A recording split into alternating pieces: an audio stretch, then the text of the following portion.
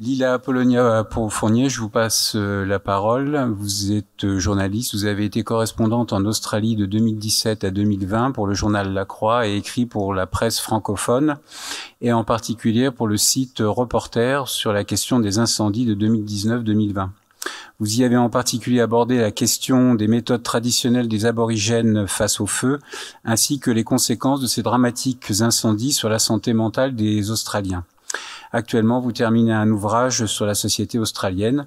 Vous avez intitulé votre intervention « Politique blanche et tradition aborigène, la difficile conciliation pour protéger le territoire des méga-feux ». Bonjour à tous. Je voudrais d'abord remercier l'association Carrefour de la Pensée de m'avoir invité à cette édition. Donc aujourd'hui, comme vous l'avez dit, Kurt, je vais vous parler du phénomène des feux de forêt en Australie. D'abord rappeler quelques chiffres. L'Australie est en première ligne du réchauffement climatique. Depuis 1900, la température moyenne du pays s'est réchauffée de 1,4 degrés. Le pays, donc, il subit toujours de nombreuses catastrophes climatiques, feux de forêt dont je vais vous parler, inondations, cyclones, sécheresses. Comme vous en avez parlé, aujourd'hui, c'était dans le monde, et puis dans d'autres médias, la canicule a provoqué la mort de millions de poissons dans la rivière Darling, principalement des carpes et des harengs. Et puis aujourd'hui aussi, il y a une canicule telle dans l'état du Victoria où se trouve Melbourne, qui a eu un feu qui s'est déclaré sur la Great Ocean Road, qui est une route assez connue et touristique. Et donc l'état du Victoria a déclaré que les conditions de feu étaient les plus dangereuses, étaient aussi dangereuses que depuis les méga-feux de 2019-2020. Puisqu'il y a eu aujourd'hui des vents violents et puis les températures qui chutent et puis qui reprennent, passant de 33 à 23 degrés à 28 degrés de nouveau. Non, pardon, je reviens. Hop. Bon, tant pis. Oui, donc c'était pour vous dire que donc il y a toutes ces catastrophes et pourtant une partie du peuple australien et aussi ses dirigeants ont mis un moment à prendre en compte ces crises. Il y a une étude de l'université Griffith à Brisbane de 2022 qui a montré que 3 Australiens sur 4 sont préoccupés par le changement climatique et qu'ils soutiennent des politiques qui visent à limiter ses effets potentiels. Si on regarde 10 ans en arrière, il n'était qu'un tiers à se soucier du réchauffement climatique. En 2021, il y a un tiers des sondés qui disaient avoir été directement impactés par un événement météorologique extrême ou une catastrophe naturelle. Et puis, il y a eu une étude de l'université de Canberra, cette fois-ci de 2020, qui a montré que 8% de la population australienne est climato-sceptique. C'est le double par rapport à la population mondiale. Les climato-sceptiques, ils concernent surtout les personnes âgées, les conservateurs et puis aussi les agriculteurs. Ce sont pourtant eux qui subissent de façon très grave la sécheresse, enfin les épisodes de sécheresse à répétition. Et moi-même, j'ai pu constater en me rendant dans certaines exploitations qu'il y a une sorte de déni face au réchauffement climatique. Pourtant, donc 99% de l'État de Nouvelle-Galles du Sud, où se trouve Sydney, était touché par la sécheresse en 2021. Ça pousse certains agriculteurs à changer de région, voire d'État, mais comme vous vous en doutez, ça a un coût. Pourquoi est-ce que je vous parle de tout ça? Parce que les épisodes de sécheresse et le déni face au réchauffement climatique, ça a un lien avec les méga-feux qu'a connu le pays en 2019 et en 2020. Ces feux, ils ont traumatisé le pays et ils ont impacté de nombreux écosystèmes. À cette époque-là, donc, il y a 24 millions d'hectares qui avaient brûlé. Donc, pour comparer, c'est la superficie du Royaume-Uni. Il y a 34 personnes qui ont péri et 3 milliards d'animaux. C'est énorme. Certains jours de novembre 2019, 150 feux pouvaient se déclarer dans l'état du Victoria, où se trouve Melbourne, et les feux ils ont été d'une telle intensité que dans certaines zones, ça a pu créer des éclairs et des tonnerres. Le monde entier, il se rappelle aussi des images de la commune de Malakuta, dans le Gippsland, au sud du pays. Des milliers de personnes de la commune avaient dû fuir par bateau. Elles avaient été prises au piège. Et donc sur cette photo, c'est une photo qui a été prise par une mère et qui a fui avec ses 2 garçons par bateau. On se rappelle aussi évidemment de Sydney sous la pollution des feux, sous cette fumée qui empêchait même de voir l'opéra. Et donc cette fumée, elle s'est déplacée jusqu'en Chili et en Argentine, soit 11 000 kilomètres. Il y a plusieurs facteurs de ces feux en 2019-2020. C'est le changement climatique, certes, mais c'est aussi les politiques qui n'ont pas tenu compte des risques. Les feux, c'est l'un des risques naturels les plus fréquents en Australie. Ils ont des effets dévastateurs sur l'environnement et sur sa population, mais il faut aussi rappeler qu'ils ont un rôle en fait assez essentiel dans le façonnement du paysage et sur la dynamique écologique. Il y a certains paysages, pas tous, mais il y a certains paysages d'Australie qui sont habitués aux feux de forêt. D'ailleurs, il y a certains Australiens qui pourraient vous le dire. D'autres non. Il y a clairement des forêts qui peuvent avoir, par exemple, un épisode de feu tous les 100 ans. Et s'ils subissent plus de feux que ça, du coup, leur écosystème ne peut pas se régénérer. Et d'autres où c'est plus fréquent. Donc ça reste un phénomène naturel, mais qui s'est accéléré et intensifié, notamment avec le réchauffement climatique, mais pas que. C'est aussi la faute de la colonisation et de l'interdiction des pratiques culturelles aborigènes qui ont favorisé les grands feux. Et en fait, parce que durant la colonisation, les autochtones avaient pour interdiction de pratiquer leur pratique en fait de gestion des terres et notamment au moyen du feu. Je vous parle du brûlage culturel. En fait, le brûlage culturel, c'est une pratique autochtone vieille de 60 000 ans. C'est le fait d'allumer des feux qui sont réguliers et contrôlés et de petites intensités pour régénérer les terres. Donc ça permet de protéger certaines espèces florales et animales, par exemple le cyprès bleu, et de maintenir un habitat favorable à la faune. Et puis, comme vous vous en doutez, aussi de protéger les sites sacrés des peuples.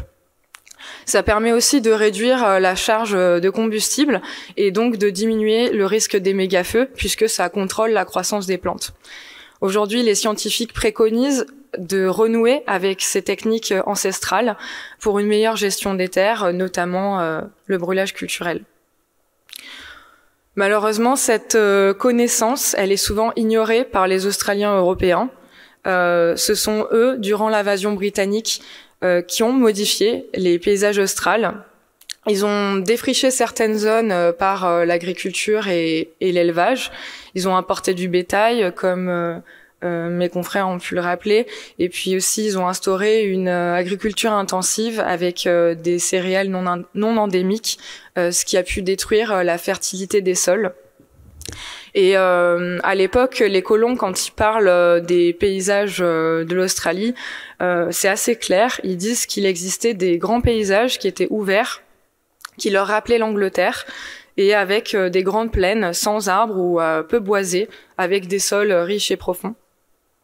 Les Britanniques, comme je vous ai dit, ont réprimé le droit des aborigènes et leur culture, alors que ce sont les autochtones qui ont façonné les paysages d'Australie durant plus de 65 000 ans. Et donc l'idée qui a pu être véhiculée pendant longtemps que l'Australie était une terre vierge avant l'arrivée des colons, c'est bien sûr un mythe. C'est notamment ce qu'explique Bruce Pascoe, qui est professeur à l'université de Melbourne. Il a écrit en 2014 cet ouvrage Dark Emu, qui a eu un grand succès, qui a été vendu à plus de 250 000 exemplaires. Et en fait, dans cet ouvrage, il se penche sur l'histoire de l'Australie aborigène, les histoires, les pratiques agricoles, et il casse l'image de chasseurs-cueilleurs qu'on pouvait entretenir avant. Il explique que donc ils ont de nombreux savoirs et techniques pour gérer les terres, et donc par exemple pour faire pousser les plantes, ils avaient recours à des techniques agricoles. Par exemple, à la fin de l'été, les aborigènes brûlaient les feuilles mortes. Donc, c'était un fertilisant naturel. Et donc, la plante Temeda trianda, que en Australie on appelle kangaroo grass, quand elle est brûlée, elle produit plus de graines. Et pour Pascoe, le brûlage, c'est une technique agricole pour protéger les terres des méga-feux. Et c'est ce qu'ont refusé de voir les colons à leur arrivée sur l'île continent. La société dominante, elle perpétue encore ce mythe d'une nature un peu sauvage en Australie. Bruce Pascoe, il a aussi été décrié par certains conservateurs. C'est parce que l'époque de la colonisation, elle a été marquée par une pensée qui détachait la nature de la culture. En fait, on s'appuyait sur l'idée que la culture, elle était définie par la société européenne dite civilisée. Et la nature était associée aux aborigènes. Et donc cette idéologie, elle a servi à étouffer la voix des autochtones. Et donc voilà, c'est pour ça que ça a été cultivé, cette idée. Le problème, c'est qu'aujourd'hui, il y a encore beaucoup d'Australiens qui considèrent que les méga-feux font et ont toujours fait partie intégrante du pays. Alors que je vous disais qu'il y a des espaces où il existe des feux, mais de façon assez rare. Et cette idée, elle alimente encore les discours de ceux qui nient le changement climatique et qui déconsidèrent les pratiques autochtones. Il y a de nombreux chercheurs qui, comme David Bowman, qui est professeur de pyrogéographie et de sciences du feu à l'université de Tasmanie, qui ont prouvé que le brûlage culturel possède un rôle central dans l'entretien des paysages. D'ailleurs, le brûlage culturel est de nouveau autorisé en territoire du Nord, donc où se trouve Darwin, depuis 1976. C'est la date durant laquelle 50% du territoire avait été restitué au peuple autochtone. Aujourd'hui, en territoire du Nord, les gardes forestiers travaillent en collaboration avec des agences gouvernementales, les pompiers et des scientifiques pour allumer ces feux. En Australie, en 10 ans, le brûlage culturel a permis de diminuer de moitié les feux de forêt. Les membres du Conseil des gouvernements australiens avaient signé une déclaration en 2012, une déclaration de gestion des feux qui reconnaissait les avantages du brûlage culturel, mais peu a été fait depuis. Le fait que les aborigènes aient été interdits de pratiquer ce brûlage culturel, ça a favorisé les grands feux durant plus d'un siècle. Le sud-est de l'Australie, aujourd'hui, il abrite 2/3 de la population nationale. Il connaît des feux de forêt de façon récurrente depuis 1850, c'est ce qu'ont montré de nombreux experts. Si je prends par exemple le nord-ouest de la Tasmanie où se trouve Surrey Hills, David Bowman, dont je vous parlais précédemment, a montré qu'il y a une mosaïque végétale avec des prairies sans arbres au milieu d'espaces montagneux. En fait, les aborigènes, jusqu'à la colonisation, brûlaient ces parcelles pour gérer les feux de forêt. Et donc, ces parcelles, elles ont pu résister jusqu'à environ 1950. Depuis, donc les biologistes qui ont étudié cet espace, ils ont étudié notamment les sols et les pollens. Ils ont pu constater des changements dans la composition de la végétation. Il y a eu une récente expansion forestière sur ces parcelles et des zones qui étaient anciennement agricoles sont devenues plus boisées. Donc ça a eu un impact sur les espèces florales et animales. Et l'augmentation de la présence des arbres et donc de la charge combustible, ça a modifié les paysages et les feux. Et donc ces feux, qui étaient auparavant des feux dits herbacés, de petite intensité, sont devenus plus intenses. Alors, plus surprenant, peut-être que certains vous le savent, donc il y a un très grand nombre de forêts d'eucalyptus en Australie, notamment en Australie du Sud-Est, et ils ont contribué au méga-feu de 2019-2020. C'est un arbre emblématique de l'Australie, et puis c'est aussi une espèce qui est hautement inflammable, puisqu'il dépend du feu pour sa reproduction. Sa plantation, elle est même interdite dans certains pays, Donc je pense par exemple au Kenya, au Pakistan ou même au Portugal, plus près de chez nous, puisque les autorités préfèrent atténuer les risques de feux de forêt. En fait, l'eucalyptus, il est capable de modifier les régimes de feu, puisque quand ces feuilles tombent, elles forment un tapis dense de combustible, de matériaux inflammables. Et aussi, en fait, l'écorce, elle se détache sous forme de longues bandes et ça alimente les feux au sol. Et ensuite, les arbres s'enflamment très rapidement comme des torches. Et les Australiens l'appellent l'arbre à essence. Ensuite, quand les capsules de leurs graines sont brûlées, elles s'ouvrent et elles arrivent les graines fleurissent en fait sur des sols cendreux. Donc c'est un cercle vicieux finalement. Et donc ce grand nombre d'eucalyptus et d'herbes, évidemment, quand il y a une saison sèche prolongée, ça favorise les conditions propices aux feux de forêt. C'est les conditions propices. Les méga-feux de 2019-2020, donc comme je le disais, c'est la conséquence évidemment d'absence d'action humaine sur le paysage. C'est une mauvaise gestion forestière, c'est la destruction des terres, une urbanisation accrue également, et puis la sécheresse qui est favorisée par le réchauffement climatique. Les aborigènes, dont Bruce Pascoe, dont je vous parlais, qui avait sorti Dark Emu, réclament évidemment le retour de leurs pratiques culturelles pour améliorer la santé des écosystèmes. Ça fait plusieurs années qu'ils mettent en garde les autorités contre une grave catastrophe naturelle, mais personne ne les a écoutés. C'est ce que m'a affirmé Shannon Foster, qui est issue du peuple d'Arawal et qui est chercheuse en connaissances aborigènes. Je l'avais interviewée lors des feux de forêt, du drame de 2019-2020. Et donc, elle m'avait dit qu'elle aimerait que les premiers peuples soient davantage inclus dans les décisions gouvernementales. C'est également l'avis de Kingsley Dingson, qui est écologue expert en flore et qui est professeur émérite à l'université de Perth, l'université de Curtin à Perth. Et donc lui aussi, je l'avais interviewé à cette époque, et il m'avait dit, je le cite, « Les Australiens européens essaient de reproduire leur technique depuis un siècle, mais nourrissent les grands feux. L'inflammabilité des écosystèmes augmente, tout comme la pousse rapide des plantes invasives. Ils ne se préoccupent pas de la biodiversité. » En plus de cela, comme je vous disais, les autochtones ne sont pas toujours écoutés. Ils font face à des obstacles politiques qui les empêchent de gérer les paysages conformément à leurs coutumes.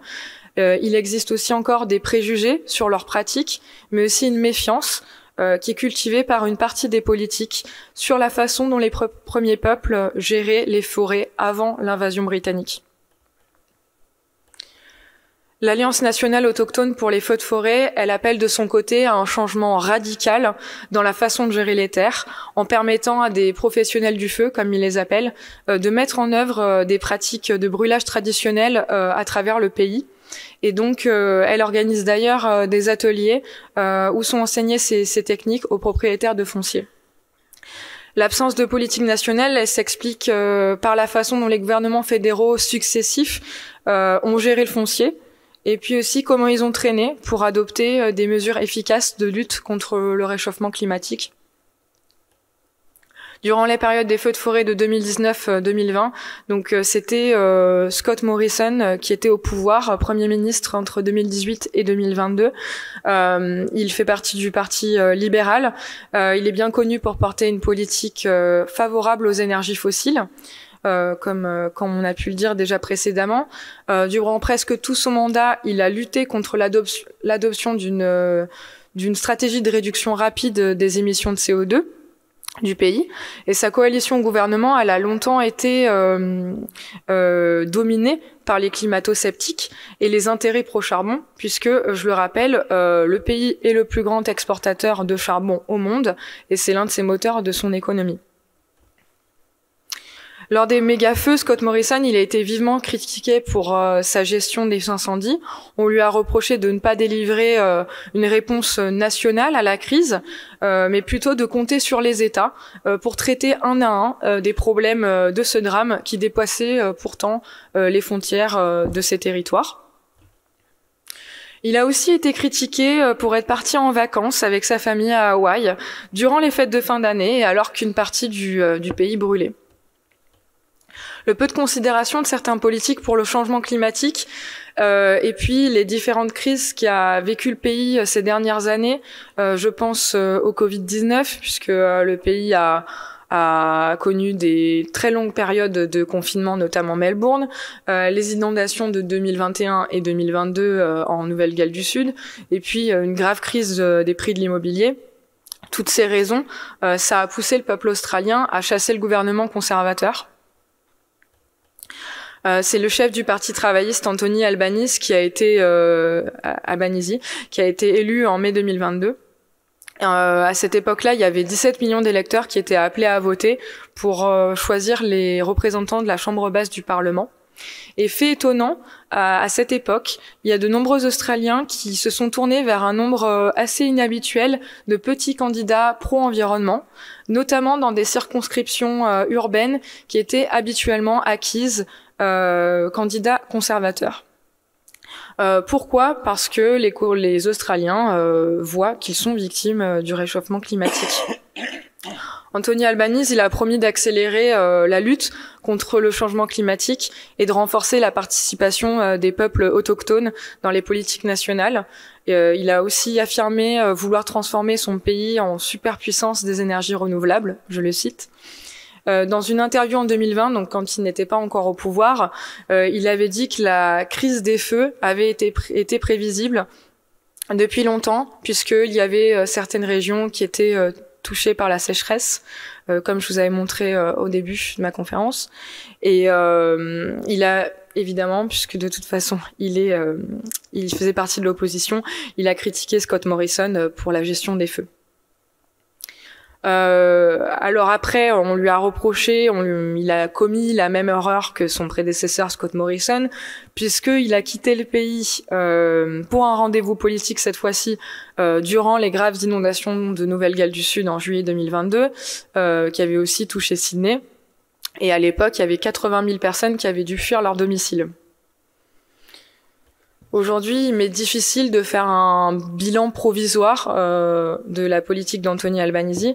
Ce que je peux vous dire, c'est que du côté des pouvoirs publics, il y a 8 sénateurs et 3 députés, c'est ça, qui s'identifient comme aborigènes.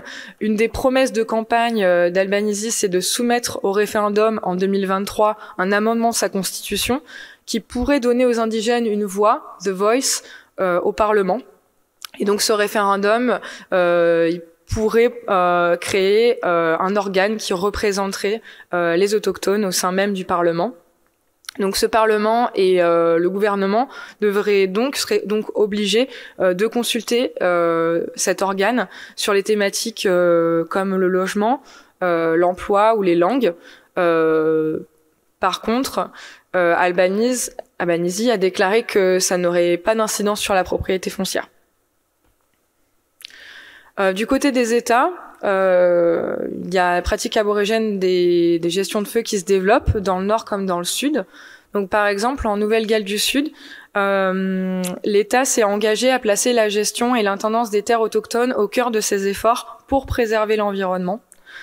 Donc le département des parcs nationaux et de la faune travaille aujourd'hui en partenariat avec les communautés pour entreprendre des brûlages dans certaines zones. Et le ministère a reconnu que la gestion culturelle autochtone du feu, elle offre une perspective dans la gestion plus large des feux de forêt. Donc c'est un pas en avant. Donc là, je vais vous montrer des photos prises en 2022 à Mongarlow, qui est au sud de la Nouvelle-Galles du Sud. Donc on voit des membres du peuple Walbunja qui montrent à 80 volontaires comment allumer un petit feu avec des plantes endémiques. Donc dans ce comté, il y a 8 rangers aborigènes qui travaillent en collaboration avec les pompiers.